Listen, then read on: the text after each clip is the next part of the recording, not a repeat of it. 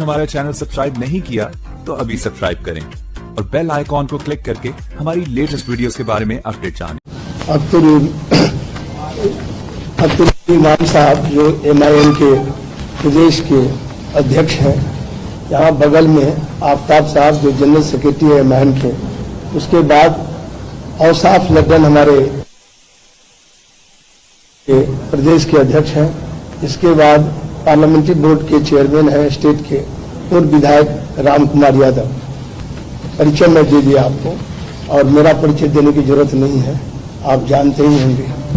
तो सबसे पहले मैं आप लोगों से यही अर्ज करना चाहता हूं कि आज इस संयुक्त रूप से माननीय सांसद सह AIMIM के राष्ट्रीय सदर असुद्दीन ओवैसी साहब एवं मैं समाजवादी जनता दल के राष्ट्रीय अध्यक्ष संयुक्त रूप से आज की राजनीतिक परिस्थिति में मुल्क में त्रिध्रुवीय राजनीति की जरूरत है, ट्राइपोलर पॉलिटिक्स का।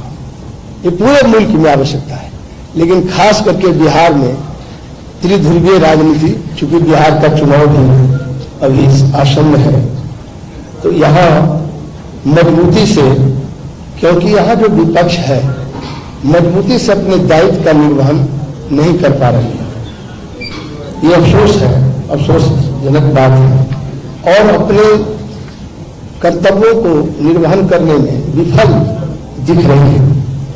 इसीलिए हम लोग आज सांप्रदायिक ताकत, जितना पहले कभी इतना आक्रामक नहीं था जितना कि आज सांप्रदायिक ताकत, ये फांसीवादी ताकत आज आक्रामक है। पूरे देश में भी और बिहार में भी मॉब लिंचिंग हुआ, आपको मालूम है। तो हम लोग ये सोचते हैं कि इस स्थिति में सांप्रदायिक ताकतों को जो बढ़ावा मिला है वह विपक्ष के पुरुषार्थहीनता के चलते, विपक्ष में जो निर्भीकता से इस लड़ाई को ताकत से लड़ना चाहिए वो नहीं लड़ पाए। जबकि आज भी बिहार का ये विडंबना है, पूरे देश में 23 मार्च से लॉकडाउन लगा, अभी अनलॉकडाउन है पूरे मुल्क में, लेकिन बिहार में तो लगातार 30 वर्षों से लॉकडाउन चल रहा है। आप कहेंगे ये कैसा लॉकडाउन है? ये लॉकडाउन तो है ही कोरोना महामारी वाला। 30 वर्षों से सारे उद्योग बंद हो गए, चीनी मिल बंद हो गया, जूट मिल बंद हो गया, आपके यहाँ कटिहार मालूम है। अभी आपको रेशम उद्योग हालत भागलपुर का देख लीजिए, जितना अशोक पेपर मिल दरभंगा वो बंद हो गया, जितना हैंडलूम उद्योग था, करघा उद्योग जिसमें माइनॉरिटी के भाई ज्यादा रोजगार मिला हुआ था, उसका भी अब सब बंद हो गया। मतलब एक एक करके सारे उद्योग ठप हो गए, बंद हो गए बिहार में, और मजदूर वहां से करीब 3 करोड़ से ऊपर बिहार के श्रमिक बाहर जाने के लिए, बाहर जाया रोजी रोटी के लिए बाहर जाकर कितनी जिल्लत, कितनी यातनाएं सही है कि जब कोरोना महामारी हुआ तो यहाँ आने के क्रम में 300 से ऊपर श्रमिकों की जानें गंवानी पड़ी। यहाँ तक कि साइकिल से भी श्रमिक यहाँ दरभंगा पहुंचा। आपको मालूम होगा एक बच्ची वहां साइकिल से अपने बीमार बाप को लेकर चलाया। ये कितना दुर्भाग्यपूर्ण स्थिति है। आज मैं समझता हूं कि बिहार में जीवन और जीविका दोनों संकट है। जीवन संकट है अपराध से, बाढ़ से और कोरोना की महामारी से, और जीविका संकट है उद्योग के बंद हो जाने से। बेरोजगारों का फौज है पूरे बिहार में, इतनी हालत खराब है बिहार का, ये बहुत ही चिंता का विषय है। चाहे सबसे ज्यादा श्रम शक्ति का पलायन हुआ है सीमांचल इलाके से, सीमांचल के बाद मिथिलांचल, कोसी अंचल, तिरहुत अंचल, जहां का ये ट्रेन भरा हुआ मिलेगा। कहाँ जा रहे हैं? तो कर्नाटक जा रहे हैं, दिल्ली जा रहे हैं, आसाम जा रहे हैं, सभी लोग ट्रेन में भर भर कर बाहर जा रहे हैं। यह जो दुर्भाग्यपूर्ण स्थिति है कि हमारे लोगों को जॉब नहीं मिलता है यहाँ बिहार में। और आपको मालूम होगा कि अभी सरकार ने वादा किया था कि जो लोग कोरोना में लौट के आए हैं 40 लाख मजदूर, उनको हम जॉब देंगे। जॉब नहीं मिलने के कारण आधे से अधिक श्रमिक लौट गए। अपनी रोजी रोटी के लिए फिर उन्होंने लौट गए बिहार से बाहर। तो बिहार का श्रमिक का इतने बड़े पैमाने पर पलायन समस्या है। इस पलायन से हमारा जो उत्पादन है, राष्ट्रीय उत्पादन अनाज, उस पर भी प्रतिकूल असर पड़ता है। तो मैं आपसे ये अर्ज कर रहा था। दूसरी तरफ आज पूरे देश में किसानों के उत्पादों को जो समर्थन मिल रहा था, उसको कॉरपोरेट के हाथ से नीलाम कर दिया गया। अभी ताजा पूरे देश में अभी किसानों में कहर मचा हुआ है। आज पता करिए, हरियाणा से लेकर यहाँ तक अभी हमको कल ही संपर्क किया एक किसान के नेता अशोक कि 25 तारीख को पूरे राष्ट्रीय स्तर पर बंद कार्यक्रम करेंगे। किसानों का जो उत्पादन था उस पर भी कॉर्पोरेट को लगा दिया। वो अब न भाव तय कर सकते हैं न बेच सकते हैं। कॉर्पोरेट के तुमने उसको जो समर्थन मूल्य मिलना था MSP, वो भी अब उनको नष्ट नहीं होगा। तो किसान का भी हालत बदहाल है बिहार में। इसीलिए इन सारी चीजों को देखकर और जो मजदूरों में हाहाकार है, इस सब को लेकर के हम संयुक्त लोक जनतांत्रिक सेकुलर एक गठबंधन हम लोगों ने तय किया है। एक गठबंधन यहाँ बना है जिसका नींव अभी ओवैसी साहब रख रहे हैं। यह गठबंधन बिहार में नया विकल्प और बेहतर बिहार बनाने के लिए कटिबद्ध है, संकल्पित है। और यह गठबंधन बिहार में चुनाव को अपने अपने प्रभाव क्षेत्रों में पूरी मजबूती से लड़ेगी। इसलिए लड़ेगी कि अपनी उपस्थिति दर्ज करके गरीबों का पलायन समस्याओं को लेकर, बेरोजगारी की समस्या को लेकर, भ्रष्टाचार को लेकर, शिक्षा का गिरता हुआ स्तर को लेकर, इन सब सवालों को उठा करके मजबूती से उसका आवाज बनेगी। इस गठबंधन का दूसरा विजन है व्यवस्था परिवर्तन करने का। जैसे हर प्रकार का गैर बराबरी, सामाजिक, राजनीतिक, सांस्कृतिक, धार्मिक जितनी गैर बराबरी है उसके खिलाफ मुखालफत के लिए प्रतिबद्ध है ये जो हमारा गठबंधन है। बिहार चुनाव तो मात्र एक पड़ाव है। यह बिहार से अपनी मजबूती दस्तक देगी। आगे मुद्दा आधारित आंदोलन के लिए यह गठबंधन प्रतिबद्ध है, संकल्पित है, कमिटेड है। इस गठबंधन को प्राथमिकता रहेगी वंचित समाज जो मुख्य धारा में नहीं है उनको मुख्य धारा में लाने और अपराध मुक्त, भ्रष्टाचार मुक्त, पलायन मुक्त और शिक्षा में सुधार, बेरोजगारों के लिए अवसर पैदा करना, किसान मजदूरों उसकी कृषि उत्पादन को वाजिब हक दिलाना। संयुक्त जनतांत्रिक सेकुलर गठबंधन UDSA, United democratic secular alliance, और यह व्यवस्था परिवर्तन का अभियान आंदोलन केवल बिहार तक नहीं सीमित रहेगा, पूरे देश में यह अभियान चलेगा। हमारी यह गठबंधन किसी भी अपराधी और भ्रष्टाचारियों को किसी भी कीमत पर टिकट नहीं देगी। हिम्मत है और जो दल है जो अपने को बड़े भारी 15 साल बनाम 15 साल का नारा देते हैं, बुराई से बुराई साफ होगा क्या? बुराई से बुराई की लड़ाई से बिहार की आम जनता को कोई बुनियादी समस्या से निजात नहीं मिलेगी, क्योंकि यह कीचड़ से कीचड़ की लड़ाई है।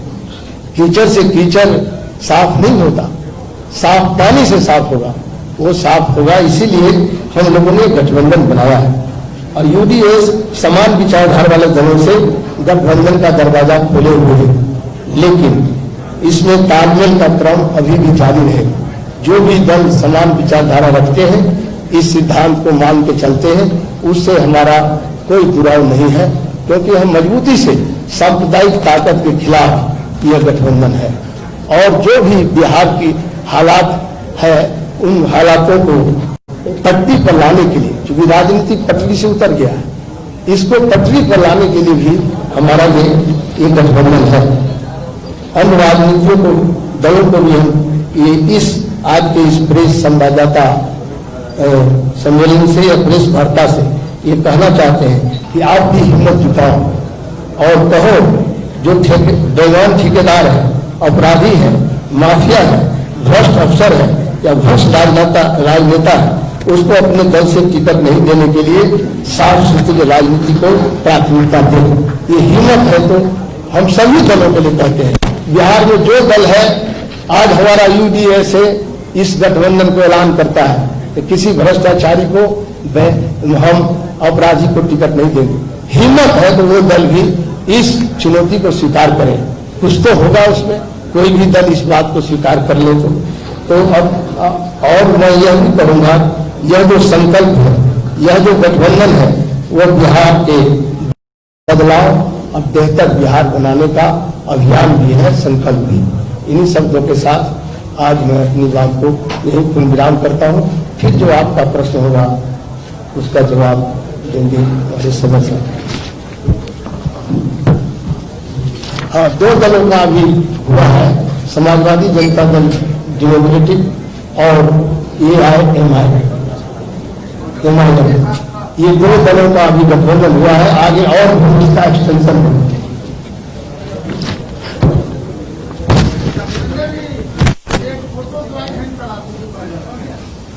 ये वाला मीडिया को ही चाहिए ना, खड़े हो जाते हैं साथ, उसी से हो जाएगा। जी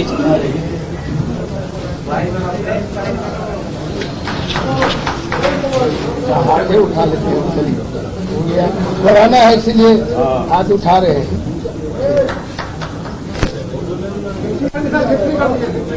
अच्छा चलिए,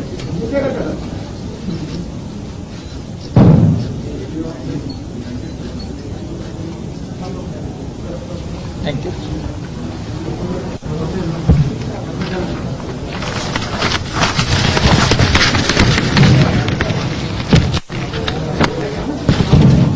आपको कुछ पूछना है तो पूछिए।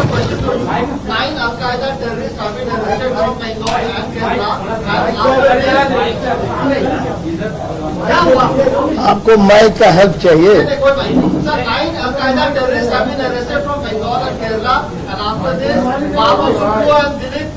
BJP leaders have said that Mamata Banerjee gives shelter to people like this and she uses them to win elections. What do you have to say on this? I have also read in the newspaper that the NIA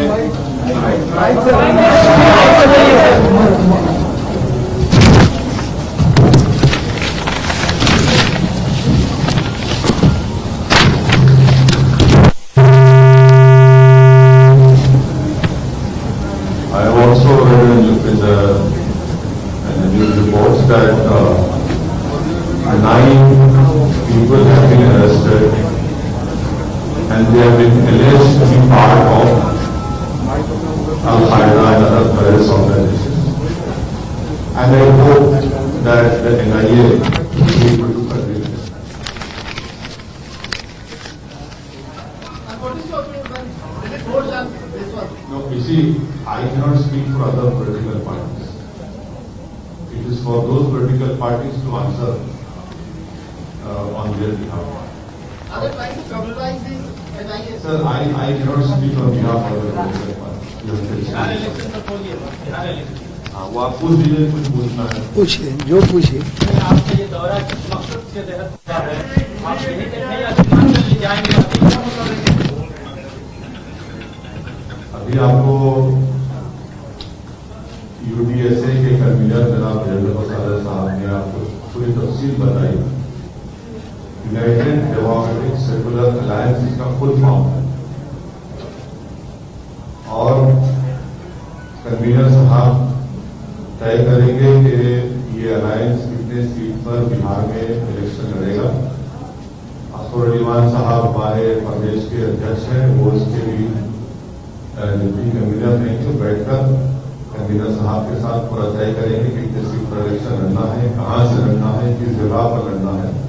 और हमको यकीन है कि इंशाअल्लाह ताला बिहार की जनता की हमको पूरी तारीफ, उनकी मोहब्बत से उनको नवाजेंगे और इंशाअल्लाह ताला ज्यादा सीटों पर हमारे कैंडिडेट कामयाब हैं। पहले से जारी आपकी लिस्ट खारिज होती है क्या?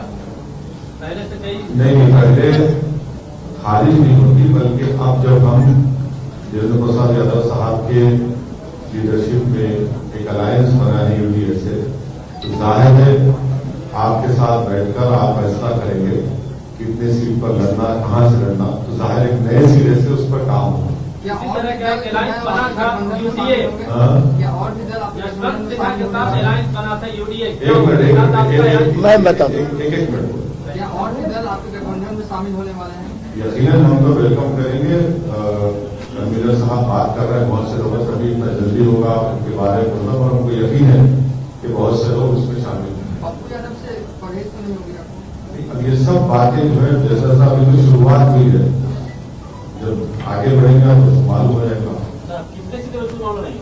वही तो भी आपसे कहा हमने कि बैठकर बातचीत करके सीट का कितने सीट लड़ेंगे, कहां से लड़ेंगे, वो पूरा आपको बताया जाएगा। सर, आप हमेशा SC/ST की बात करते हैं, SC/ST को कितनी सीट मिलेगी आपके यहाँ से? अभी आपके स्टेटमेंट में आपने सुना होगा कि वंचित समाज को कौमी धारे में लाना बहुत जरूरी है। यकीनन उसके सामने जो कॉन्स्टिट्यूशन रिक्वायरमेंट है, इतना जल्दी आपके सामने कोई पार्टी कन्वीनर के अलायंस की कोई सीट का तो जिक्र करना कोई पार्टी नहीं करती है, तो देखेंगे। बिहार में SC/ST समाज के कितने प्रतिशत लोग आपके साथ होंगे? क्या लगता है, कैसा काम हुआ है, आप पर कैसा विश्वास है उनको?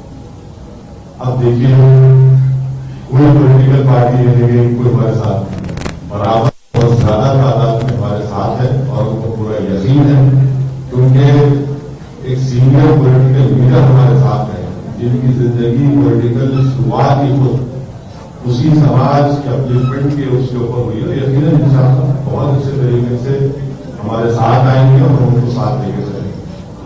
सर, नीतीश कुमार बिहार की सत्ता पर 15 सालों से काबिज है, विपक्ष से तेजस्वी यादव से कुछ बातचीत हुई थी आप लोगों नहीं, हमसे तो कुछ नहीं।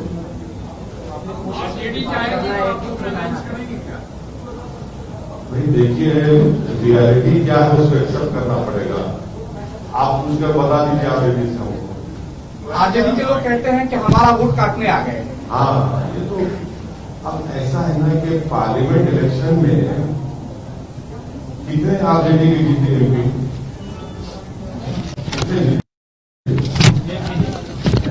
एक भी नहीं। हम कितने सीट पर खड़े? अख्तर भाई किशनगंज से खड़े थे, अख्तर भाई ने 3 लाख वोट दिए। जेडीयू के कैंडिडेट ने 3,25,000 दिए और कांग्रेस के कैंडिडेट ने 3.5 लाख दिए। अगर अख्तर भाई नहीं खड़े होते तो क्या होता? वो एक सीट पे नहीं आता। तो ये तो इनका पुराना एक कैसेट है। इल्जाम है दूसरा मैं कहीं नहीं भाग रहा हूँ बाबा, कहा नहीं बैठे ना, तुम आपके सामने बैठे।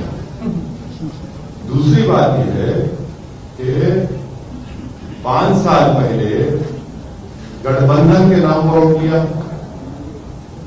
सेकुलरिज्म के नाम पे वोट किया, ओवैसी को हमको बुरा बता वोट किया। अब आप बताइए कि नीतीश कुमार कैसे चलेंगे बीजेपी के साथ? जिन बिहार की जनता ने इनको वोट दिया उसको धोखा क्या इन तमाम पार्टी जिन्होंने नहीं दिया? हमसे पूछ के आपने गठबंधन तोड़ा था। तो ये अच्छा होता कि तुम अपने ही गिरेबान में झांक कर देखे क्या क्या गलतियां हैं तो बेहतर हो। बिहार की सेक्युलर पार्टी आपसे अलायंस करने से क्यों डरती है? उन्हीं इलाकों में जहां चुनाव लड़ना चाहते हैं वहां भी तो कम से कम अलायंस की गुंजाइश हो सकती है, तैयार होना चाहिए। मैं आपसे कह रहा हूं सर, उनको बता दीजिए हम किसी से नहीं डरते, हम इलेक्शन लड़ना चाहते हैं। अख्तरुल ईमान साहब कुछ दिन पहले आरजेडी से मिले थे, तो मैं भी एक्सपेक्टेशन है कि अख्तर भाई मिले थे, नहीं मिले थे, मिलते हैं, मगर इसको आप ये कहना कि मिले थे वो नहीं है, वो मुलाकात नहीं थी, तो आप समझ रहे हैं। ये पार्टी मजबूत हो ना देखिए, आज भी हम बोल रहे हैं आपसे, मैंने कहा कि आप हमारा मैसेज कन्वे करिए, बताइए क्या बोलते हैं वो ना, वो भाव नहीं दिया क्या सर आरजेडी की तरफ? हाँ, भाव नहीं दिया क्या आरजेडी की तरफ? भाव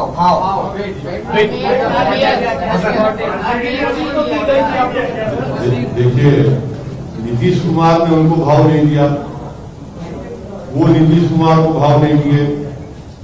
इस तमाम चीज में बिहार की जनता को धोखा दिया गया था 5 साल पहले। बिहार की जनता का क्या कीमत है बताओ फिर आप? हमारा छोड़ो, हम तो कुछ भी नहीं, हमारा भाव ही नहीं, हम तो ट्विंकल ट्विंकल लिटिल स्टार है। मगर जो 5 साल पहले वोट दिया था उसके बारे में क्या कहेंगे? कौन जिम्मेदार उसका? अगर आप बिहार में बीजेपी सत्ता में है तो उसका जिम्मेदार कौन? इतनी बड़ी तादाद में बीजेपी इतना एमपी सीट जीत गया, उसका जिम्मेदार कौन? किसका बहुत है? हमारा छोड़ दिया, हमारा कुछ नहीं है भाई। हम तो बिल्कुल कोशिश कर रहे हैं, मगर ये बिहार की जनता देख रही है, सब फैसला करेगी। आप ये भी आरोप लगा रहा है कि बिहार की राजनीति में आपकी इंटरेस्ट सिर्फ बीजेपी को फायदा और एनडीए को फायदा पहुंचाने के लिए हो रही है। हाँ, इसीलिए तो पार्लियामेंट इलेक्शन में पूरा जीत गए बीजेपी और नीतीश कुमार। हम एक ही सीट पे लड़े। पूरे पार्लियामेंट इलेक्शन में हम सिर्फ 3 पार्लियामेंट की सीट पर लड़े, हैदराबाद, किशनगंज, औरंगाबाद। 2 पर जीते हम। हैदराबाद में मैंने बीजेपी को हराया, औरंगाबाद में इम्तियाज जलील ने 23 साल के शिवसेना के एमपी को हराया। आज महाराष्ट्र में कांग्रेस शिवसेना के साथ है। अब ये सवाल कांग्रेस से कोई नहीं पूछते। इल्जाम लगाना तो ऐसा है ना कि हमारा चेहरे पे लगा हुआ है, शायद इल्जाम लगाइए, इल्जाम को इतराज नहीं, मगर आवाम को, जनता देख रही है सब ये तमाशा जो हो रहा है, और जनता इसका अच्छा जवाब देगी।